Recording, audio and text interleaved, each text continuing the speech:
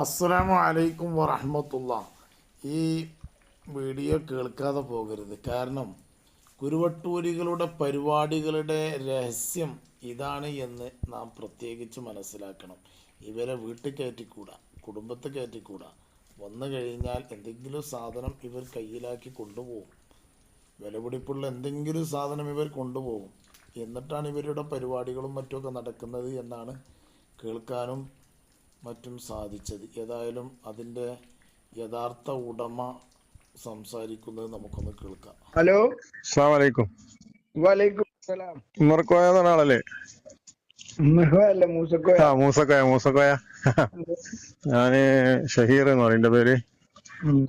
ഞാനൊരു വിഷയം അറിയാൻ വേണ്ടി ഇങ്ങനെ വിളിച്ചായിരുന്നു. ഇങ്ങനെ ഈ ഫേസ്ബുക്കിലും ഇതിലൊക്കെ കണ്ടപ്പോഴേ ഞങ്ങളെ ഈ എന്റെ സോലി സഖാഫി അണ്ടോണയുടെ ഒരു വിഷയമായിട്ട് ചോദിക്കാൻ വേണ്ടി വിളിച്ചായിരുന്നു. നിങ്ങള് സോലി സഖാഫിന്റെ ആരാണ്?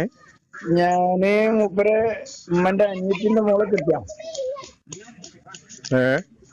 മൂപ്പരെ ഉമ്മന്റെ അനിയത്തി ഇളയമ്മന്റെ മോളെ കിട്ടിയാളാ. എന്റെ ഒരു അളിയനായിട്ട് വരും.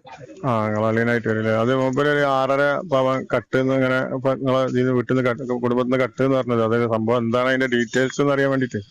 അത് ഞങ്ങൾക്കൊന്നും വിശ്വസിക്കാൻ കഴിയുന്നില്ല. അങ്ങനെ ഒരു സംഭവം വളരെ അത്രയും നമ്മള് ഒരു നല്ലൊരു വ്യക്തിയായിട്ടാണ് കണ്ടത്. പക്ഷെ ഇങ്ങനെ ഓന്റെ ഇളയമ്മ സുഖമില്ലാതെ സീരിയസ് ആയിട്ട് കിടക്കുക. അതായത് മിണ്ടിയില്ല, ഓർമ്മ ഒന്നും ഉണ്ടോന്ന് അറിയില്ല, ഇങ്ങനെ കിടക്കുന്ന ഒരു അവസരമാണ്. അപ്പൊ അതിന് കാണാൻ വേണ്ടി സന്ദർശിക്കാൻ വേണ്ടി വന്നതായിരുന്നു. ഓനും അവന്റെ ഭാര്യയും മക്കളും. കാണാൻ മരിച്ചപ്പോ സുഖമില്ലാതെ കാണാൻ വന്നല്ലേ? സീരിയസ് ആയി കിടക്കുമ്പോൾ കാണാൻ വന്നതാണ്. മാത്രല്ല ഓർക്ക് വേറൊരു ഉദ്ദേശം കൂടി ഉണ്ടായിരുന്നു. അതായത് അളിയന്റെ ഭാര്യ അവന്റെ അടുത്തുനിന്ന് എന്തെങ്കിലും കുറച്ച് പൈസ അല്ലെങ്കിൽ ഒരു പണയം വെക്കാൻ കുറച്ച് പൊന്നോ അങ്ങനെ എന്തെങ്കിലും ചോദിക്കാൻ വേണ്ടിയിട്ട് കൂടിയാണ് വന്നത്. അതായത് പിന്നെ അപ്പോ ഞാനിപ്പോ ഒരു സംസാരിച്ചു. എന്തായാലും ഓല് വന്നത് കാണാൻ മാത്രമല്ല ഓളിനെയും കാണാൻ കൂടി. ഞാൻ അളിയന്റെ ഭാര്യനോട് സംസാരിച്ചപ്പോ അളിയന്റെ ഭാര്യ പറഞ്ഞ് എന്നെയും കൂടി കാണാനാ വന്നത്. ഒരു പൈസ അല്ലെങ്കിൽ പൊന്നെന്തോ ഉണ്ടെങ്കില് അതോ ചോദിക്കാൻ വേണ്ടിയാണ് വന്നത്.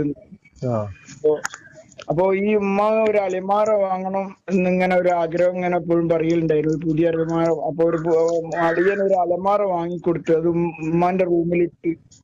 അപ്പൊ ആ അലമാറിന്റെ അകത്ത് പിന്നെ ഈ ഉള്ളിലൊരു ചെറിയൊരു ഷെൽഫ് പോലുള്ള സ്ഥലം ഉണ്ടാവും. അപ്പൊ അതിലേക്ക് എന്റെ വൈഫ് അവിടെ നിൽക്കുമ്പോ ഓളെ സ്വർണം കഴിച്ച് അതിൽ വെച്ച്. അങ്ങനെ ഞാന് അവിടെ ചെന്നപ്പോ അലമാറൻ കണ്ട്. ഇപ്പൊ ഉമ്മച്ചി ആഗ്രഹം പൂർത്തിയാക്കി കൊടുത്തല്ലോ, അലമാറയൊക്കെ വാങ്ങിയല്ലോ എന്ന് പറഞ്ഞ് ഞാനൊന്ന് തുറന്നു നോക്കിയപ്പോ ഈ ഒരു ചെയിൻ മാത്രമുണ്ട് ഈ ഷെൽഫിന്റെ ഒരു മൂലക്കല്. അപ്പൊ ഞാനത് എടുത്ത് ഈ സെന്റിലായിരുന്നു, ഈ നടുക്കായിരുന്നു. ഞാനതൊന്ന് ബാക്കിലോട്ട് മാറ്റി വെച്ചു. പെട്ടെന്ന് ആൾക്കാർ കാണണ്ടെന്ന് വിചാരിച്ചു. ഇത് ലോക്ക് ചെയ്തിട്ടൊന്നുമില്ല. അപ്പൊ ഉമ്മച്ചിന്റെ കിടക്കുന്നവർ ഇങ്ങനെ കാണുന്ന രൂപത്തിൽ മുമ്പിലായി ഈ അലമാറ വെച്ചത്. ഓന് ഇത് എടുക്കുന്നത് ഇപ്പൊ ഈ ഉമ്മവരെ കണ്ടിട്ടുണ്ടാവും. പക്ഷെ സീരിയസ് ആയി നിൽക്കുന്നതിനെ കൊണ്ട് സംസാരിക്കാൻ കഴിയാത്തത് കൊണ്ട് അത് പറഞ്ഞിട്ടില്ല, അതിന് പറയാൻ കഴിഞ്ഞില്ല. അത് എടുത്ത് ഇവര് പോയി. കുറച്ച് കഴിഞ്ഞ് ആണ് ഇവര് എന്തോ യാദൃശികമായിട്ടൊരു ഓർമ്മ വന്നത്. അതേ പെട്ടെന്നൊന്നും എടുത്തിട്ടൊന്നുമില്ല. ഏകദേശം 6 നിങ്ങളെ ഭാര്യയുടേതാണോ? എന്റെ ഭാര്യന്റെതാ. അപ്പൊ ഇവള് ഇങ്ങനെ ഇതൊക്കെ ശരിക്കും പറയണ എല്ലാരും തരിച്ചു പോയി. ലേശം പൈസന്റെ മുതലല്ലല്ലോ, 6.5 പവനിന്റെ അടുത്ത് കാണും. ഓളെ മെയിൻ ഒരു ആഭരണമാണ് അത് ഞാനൊക്കെ അറിയലുണ്ട്. വെറുതെ എന്തിനാ നഷ്ടപ്പെട്ടു പോവും അല്ലെങ്കിൽ തേഞ്ഞു പോവും, വെറുതെ ഇടണ്ടെന്നൊക്കെ ഞാൻ പറയും. പക്ഷെ ഓൾക്ക് അതൊരു സന്തോഷാണല്ലോ.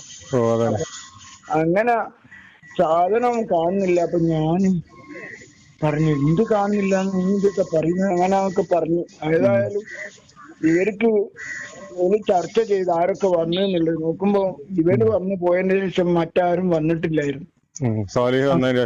രാത്രി ഏകദേശം വളരെ സാലി വന്നതിന്റെ ശേഷം. അങ്ങനെ പേര് സക്കാഫിന്നൊന്നും ആരും പറയാറില്ല, പറയൽ തുടങ്ങിയത്. കാരണം ചോന അങ്ങനെ ഒരു സക്കാഫി ഒരു പണ്ഡിതന്റെ ഒരു ക്വാളിറ്റിയും കാര്യമൊന്നും അന്നേ ഇല്ല. എന്റെ വാപ്പാന്റെ ഒരു ഗുണോ അവന് കിട്ടിയിട്ടുമില്ല. മോനാണല്ലേ? മോനാണ് എന്നുള്ളൊരു ഇത് ഓന് അതിന്റെ ഒരു ഗുണം കിട്ടിയിട്ടില്ല. മറ്റുള്ള മക്കൾക്കൊക്കെ പിന്നെയും ഉണ്ട്, ഇവന് ആ ഒരു രൂപത്തിലേക്ക് ഓൻ നീങ്ങിയിട്ടില്ല. ഏതായാലും ഇവന് ശരിക്കും പറയുകയാണെങ്കിൽ ഇവന്റെ 9 എത്ര പെങ്ങന്മാരുണ്ട്. ആ 9 മക്കളെയും ഇവര് കെട്ടിക്കേണ്ടതിന് പകരം ഉസ്താദാണ് കെട്ടിച്ചത്, നല്ല ആലിമ്യങ്ങൾ കൊണ്ട്.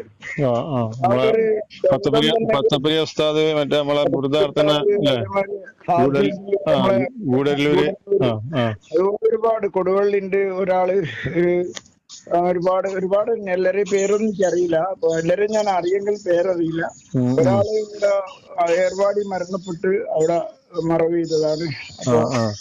അപ്പൊ അങ്ങനൊക്കെ ഏതായാലും ഇവന് പിന്നെ ഈ സാധനം എടുത്ത് പിന്നെ പോയതാണ് എന്ന് തോന്നി.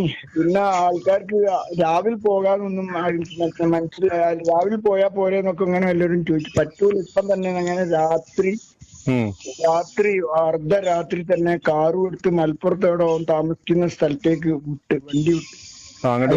അതിന് മുമ്പൊക്കെ അതില് കോളൊക്കെ ചെയ്തിട്ട് ഞങ്ങൾ ധാരെടുത്തും പറയല, നിങ്ങള് പിന്നെ ആ സാധനം തന്നാ മതി, കൂടുതലൊന്നും പറയണ്ട എന്ന് പെണ്ണുങ്ങളാരോ വിളിച്ചു പറഞ്ഞു. ഇവരവിടെ ചെന്ന് എന്തായാലും കുഴപ്പമോ, കാരണം പോയത് അങ്ങനത്തെ ആളുകളൊക്കെ പോയത്. അപ്പൊ 3-4 ആള് ഒരു കാറ് നിറയെ ആൾക്കാർ അങ്ങോട്ട് പോയി. താമസിക്കുന്ന നാട്ടില് എനിക്ക് സ്ഥലം പറഞ്ഞു. ഈയിടെ അവിടെ മലപ്പുറത്ത് എവിടെയാണ്, വളരെ ലോങ്ങാണ്. കാരണം ഏകദേശം 10-60 കിലോമീറ്ററോളം പോണം. അവിടെ കറക്റ്റ് അറിയില്ല. ഏതായാലും അവിടം വരെ പോയി സാധനം നിങ്ങൾ വീട്ടിലേക്ക് വരണ്ടെന്ന് പറഞ്ഞു. കാരണം വീട്ടിൽ വന്നാൽ ഇപ്പോ എന്തെങ്കിലും വെച്ചിട്ട് ഏതോ ഒരു ചെറിയന്റെ കയ്യിൽ സാധനം റോഡുമേലേക്ക് കൊടുത്തുവിട്ടതാണ്. കിട്ടതോടുകൂടി ഇവല് പിന്നെ അലഹദില്ലാന്ന് പറഞ്ഞ് ഇവല് പോന്ന്. അപ്പൊ ഇവരുടെ സ്ഥിതി എന്തായിരിക്കും? അപ്പൊ ഒരുപാട് കുടുംബത്തിൽ നിന്നൊക്കെ ചെറിയ സ്വർണങ്ങളൊക്കെ ഇങ്ങനെ പോയിട്ടുണ്ട്. എല്ലാവർക്കും ഇപ്പോ ഇതാണോ ഇങ്ങനാണോ സംഭവം എന്നുള്ളത് എല്ലാവർക്കും ഇപ്പൊ സംശയമായി മാറി. കാരണം ആരും ഓർക്കൂലല്ലോ. കാരണം ചെറിയ കുട്ടികളൊക്കെ ഇങ്ങനെ കളിപ്പിക്കുകയൊക്കെ ചെയ്യുമ്പോ ആ വീട്ടിൽ നിന്ന് തന്നെ പോയിട്ടുണ്ട്. പിന്നെ കുടുംബത്തിൽ പെങ്ങന്മാരെ വീട്ടിൽ നിന്നൊക്കെ അങ്ങനെ പോയിട്ടുണ്ട് പലരും ഇങ്ങനെ ഓരോരുത്തർ. പക്ഷെ ഓനടുത്ത് നമ്മൾ പറയുന്നില്ല, ഇതിപ്പോ കയ്യോടെ പിടിച്ചുകൊണ്ട് പിടിച്ചോണ്ട് ബാക്കിയുള്ളത് തന്നെ ആവുന്നുള്ള സംശയം കുടുംബക്കാർക്ക് അതിപ്പോ എല്ലാവർക്കും ഉണ്ട്. പക്ഷെ പ്രൂഫ് ഇല്ലാത്തത് കൊണ്ട് ഇതിപ്പോ എന്നാ എല്ലാവർക്കും അറിയുന്ന സംഭവം. അങ്ങനെ ഞങ്ങളാരടുത്തും പറഞ്ഞില്ലായിരുന്നു. പക്ഷെ കുറച്ച് എങ്ങനോ ഇത് ലീക്ക് ആയതാണ്. മോഹന്റെ അളിയന്മാരും എല്ലാവർക്കും അറിയാം വിവരം, സംഭവം. ഏതായാലും അൽഹംദുലില്ലാ 100 വട്ടം പഠിച്ചവനെ സ്തുതിക്കാൻ. വാങ്ങിക്കൊടുക്കാൻ എന്നെ കൊണ്ട് ഇപ്പൊ പറ്റൂല, എന്റെ എപ്പോഴുള്ള അവസ്ഥയില്.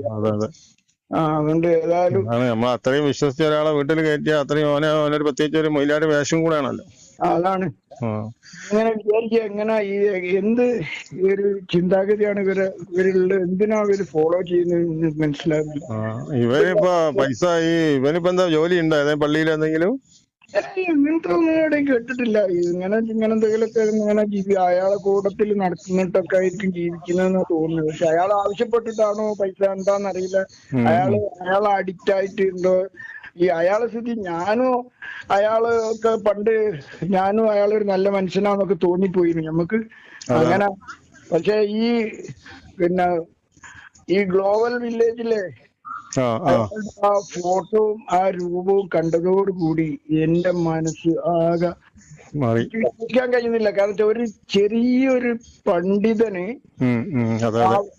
അതിന്റെ ഒരു ചെറിയ അംശം ഉണ്ടെങ്കിൽ പോലും ആ ഭാഗത്തേക്ക് പോകാൻ ഇഷ്ടപ്പെടൂല. നമ്മളെന്നിപ്പോ ദുബായിൽ പോകുന്ന നേരം നമ്മൾ പല സ്ഥലത്തും നമ്മൾ കണ്ണടച്ചു പോകേണ്ട രംഗങ്ങൾ ഉണ്ടായില്ലേ, പല സിറ്റിയിലും പോകും. നമുക്ക് പോകാൻ കഴിയൂല. നമ്മളെ ഉസ്താദുമാർക്ക് പോകാൻ കഴിയൂല, ആർക്കും കഴിയും. അത് മാത്രല്ല, അങ്ങനെ പോവുകയാണെങ്കിൽ അയാളെ ഫാമിലിന്റെ ഡ്രസ്സ് ഇങ്ങനെ ചിന്തിച്ചു നോക്കി. എന്റെ വൈഫ് എന്ന് പറഞ്ഞാലും അതേപോലെയുള്ള സാധാരണക്കാരാണ്. നമ്മള് പെണ്ണുങ്ങൾ നമ്മൾ പുറത്തു പോകുന്ന നേരം ഹിജാബ് ഇട്ടിട്ട് മുഖം മറച്ചിട്ട് നമ്മൾ പറഞ്ഞേക്കുന്നത്. അങ്ങനത്തെ ആ കുട്ടി നടക്കുന്ന നോക്കി, ആ കുട്ടി ആ മക്കളെ വേഷം നോക്കി. അതൊന്നും നമ്മളെ വിഷയമല്ല. ഞാൻ നിങ്ങളോട് നമ്മളെ അനുഭവത്തിൽ തോന്നിയത് പറഞ്ഞേ. അതിപ്പോ ഒരുപാട് ആൾക്കാർക്ക് അങ്ങനെ തോന്നി. ആ ഗ്ലോബൽ വില്ലേജ് കണ്ടോട് കൂടിയിട്ട് അങ്ങനെ ഒരുപാട് ആൾക്കാർക്ക് തോന്നിയ അതായത് എന്നിട്ട് ഇനിയും ഇപ്പോ അയാളെ സത്യാവസ്ഥ മനസ്സിലാക്കാതെ അയാളെ കുറിച്ചൊരു ശരിക്കും ഒരു പഠനം നടത്താതെ ആൾക്കാർ പിന്നെയും ഫോളോ ചെയ്യുന്നത് കേട്ടിട്ട് നമുക്ക് അതിശയം. ആർക്കും നമ്മൾ അത് ആ കോലത്തില് പറഞ്ഞ് ഇപ്പൊ കുറെ ആൾക്കാർ ഇതുപോലെ പൈസ വാങ്ങിയിട്ട് പറ്റിച്ച 2-3 ആൾക്കാർ ഇതേമാതിരി എന്റെ അടുത്ത് വിളിച്ചു പറഞ്ഞ പോലെ ഉണ്ടായിരുന്നു. 5 ലക്ഷം മറ്റോ ഓരോന്നിന് ഷെയറും കൂടിയിട്ട് അങ്ങനെ അവരെ കയ്യിൽ തെളിവും കാര്യങ്ങളൊക്കെ തരാന്ന് പറഞ്ഞിട്ട് എന്നോട് വിളിച്ചു പറഞ്ഞിട്ടുണ്ടായിരുന്നു. ഈ കൊണ്ടോട്ടി കീശ്ശേരി ഭാഗത്ത് ഈ പ്രോഗ്രാം നടത്താനൊക്കെ ഏടുന്ന ഫണ്ട് വരുന്നൊക്കെ നമ്മളിങ്ങനെ ചിന്തിക്കും. അപ്പൊ ഇങ്ങനെ എന്തോ ആയിരുന്നു എന്താന്നറിയില്ല. അതെ അങ്ങനെ എന്തെങ്കിലും പിന്നെ ഇല്ലീഗൽ വേഗം തീർന്നോ പൈസ വരുന്നുണ്ടോ? കാരണം വെച്ചാൽ ഓരോരോ പരിപാടി നടത്തുന്നിടത്ത് അപ്പൊ അവിടുത്തെ പൈസന്റെ ഒഴുക്ക് കണ്ടാല് അവിടെ ഇറക്കുന്ന ചെലവ് കണ്ടാൽ നമ്മളൊക്കെ അതിശയപ്പെട്ടു. ഇങ്ങനെ എന്തോ കാര്യം. ഏതായാലും ഇതാണ് സംഭവം. നിങ്ങള് പിന്നെ പറഞ്ഞുള്ളൂ. ഇത് ഞാനെന്താ പറയാ, ഇതിങ്ങനെ നമ്മള് വാട്സപ്പിലും ഫേസ്ബുക്കിലൊക്കെ കാണുമല്ലോ. അപ്പൊ ഞാൻ നിങ്ങളെ നമ്പർ കിട്ടിയാൽ നമുക്ക് അതിന്റെ സത്യാവസ്ഥ അറിയാലോ. നമ്മളിങ്ങനെ വെറുതെ പറഞ്ഞിട്ട് കാര്യമില്ലല്ലോ. അല്ല ഇതാണ് ഹക്ക്. ഇതാണ് അതായത് നമ്മളെന്താ അറിയോ, ഇത് പറയുന്നില്ല എന്ന് വിചാരിച്ചായിരുന്നു. പക്ഷെ ഇവന്റെ ഇപ്പോഴുള്ള ഈ ഓന്റെ കുടുംബത്തിനെ നന്നായിട്ട് സഹായിച്ച ഉസ്താദിനെ അങ്ങനെ പിന്നെ കുറ്റം പറയുകയും ഉസ്താദിന് തെറി പറയുന്ന ടീമിൽ ഇവൻ പോയി എന്ന് കേട്ടിട്ട് എനിക്ക് വിശ്വസിക്കാൻ കഴിയുന്നില്ല. എന്താ ഇവന്റെ മാനസിക അവസ്ഥ. അതായത് ഇവൻ ചെയ്യേണ്ട വർക്കാണ്, ഇവൻ ചെയ്യേണ്ട കാര്യമാണ് ഇവൻ ഉസ്താദ് ഇവന്റെ കുടുംബത്തിന് വേണ്ടി ചെയ്തു കൊടുത്തത്. ഉസ്താദിന് വലം കൈ ആയിരുന്നല്ലോ വല്ലോട് ഉസ്താദ്. അപ്പൊ ആ ഒരു ഉസ്താദ് കാണിച്ചിട്ടുണ്ട്. ഒരൊറ്റ പുയ്യാപ്പിളിനെയും പിന്നെ മറ്റാരും തെരഞ്ഞിട്ടില്ല. ഉസ്താദിന്റെ ശിഷ്യന്മാരെ തന്നെ ആ കുട്ടീനെ കെട്ടണോ അല്ലെങ്കിൽ എനിക്ക് സഹായിക്കാൻ പറ്റുമോ എന്ന് ചോദിക്കുമ്പോ ഓലെല്ലാവരും ആർദവമായിട്ട് കൈനീട്ടി സ്വീകരിച്ചതാണ്. അപ്പൊ അതിന് കൊടുക്കേണ്ട പൊന്നും കാര്യവും ചെലവും എല്ലാം ഉസ്താദ് കൊടുത്തതാണ്. ഉസ്താദ് ചെലവ് ചെയ്ത എല്ലാ കാര്യങ്ങളും അൽഹംദുലില്ലാഹ്. വേറൊരു ജ്യേഷ്ഠനും വേറൊരു അന്യനും ഉണ്ട്. അവരൊക്കെ നല്ല നിലക്ക് ഇവർക്കൊക്കെ നന്ദിയുണ്ട്. എപ്പോഴും പറയാറുണ്ട് ഉസ്താദിന്റെ സഹായം കൊണ്ടാണ് ഞങ്ങൾ ഇങ്ങനെ ഈ നിലയിൽ എത്തിക്കിട്ടിയത് എന്നൊക്കെ ഓലൊക്കെ പറയലുമുണ്ട്.